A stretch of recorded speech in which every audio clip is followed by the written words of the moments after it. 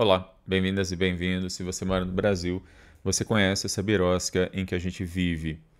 Hoje eu vou falar sobre um episódio que foi bastante noticiado de um ministro do STF que participou de uma festa feita em sua homenagem. É, e o problema dessa festa é que ela foi dada exatamente por o dono de uma grande empresa, um CEO de uma grande empresa aqui no Brasil, que tem uma série de ações que vão ser julgadas no STF com potencial trabalhista bastante considerável.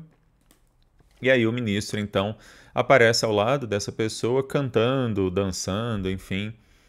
E aí a discussão toda sobre a boa e velha máxima lá do direito romano, da época da República, do Império Romano, de que a mulher de César não basta ser honesta, ela precisa parecer honesta.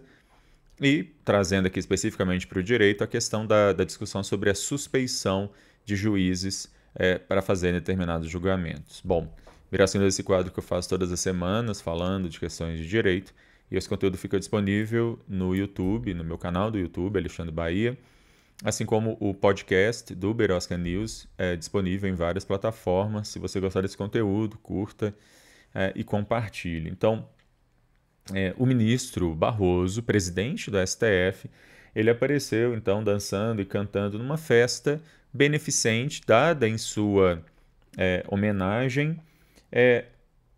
E quem pagou a festa, quem bancou a festa é o CEO, o dono do iFood.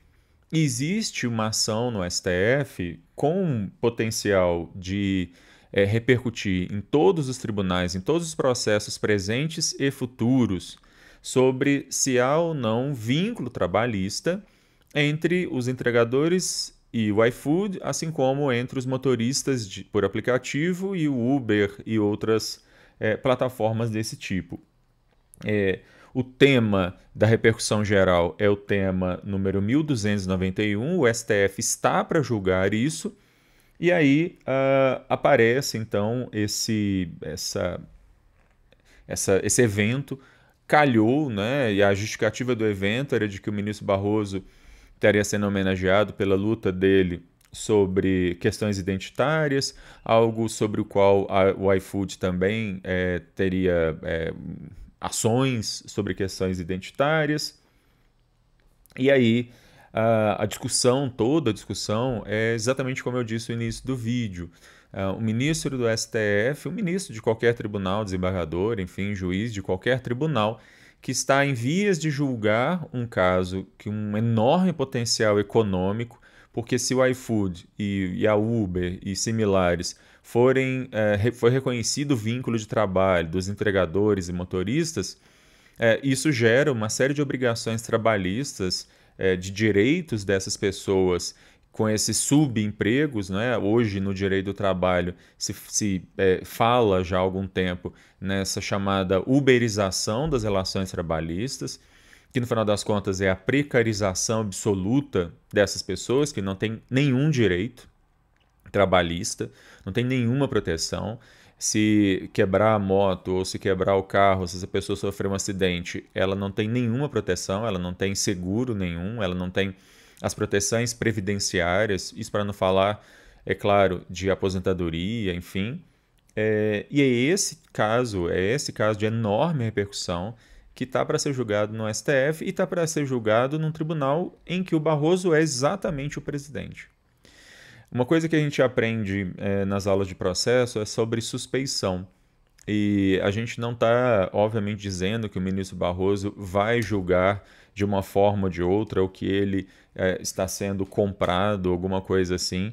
Mas, como a frase lá sobre a mulher de César, que não basta ela ser honesta, ela precisa parecer honesta, o critério da suspeição é amplamente conhecido por todos nós e mostra que, por exemplo, uma pergunta que em qualquer ação judicial, em qualquer processo, o juiz faz para uma testemunha para garantir a sua imparcialidade testemunha, você frequentou ou frequenta a casa de uma das partes?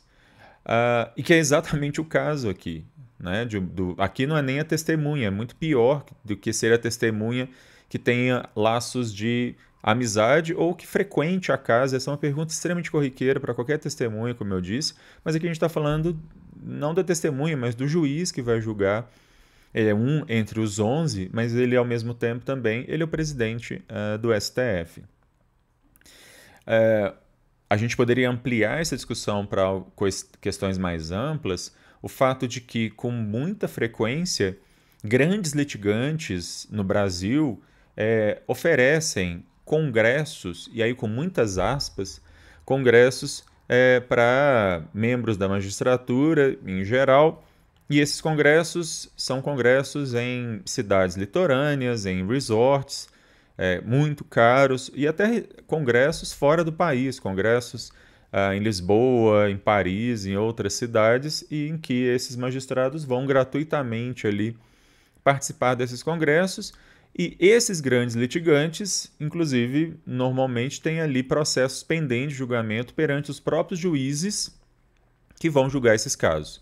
De novo, não se está afirmando de forma alguma que esses juízes estão sendo formalmente comprados, que eles estão trocando uma coisa pela outra, mas no mínimo gera aí o conceito de novo do direito de suspeição. Um juiz, num caso desses, o mínimo que ele deveria fazer é se declarar suspeito, impedido de julgar aí esses casos, exatamente para garantir a aparência de honestidade, no caso, para citar o ditado, ou no caso aqui, para manter a aparência de imparcialidade que é necessária para qualquer juiz. Bom, Miração Deus vai ficando por aqui. Se você gostou desse conteúdo, curta, compartilhe.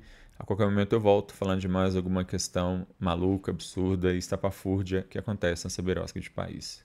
Tchau.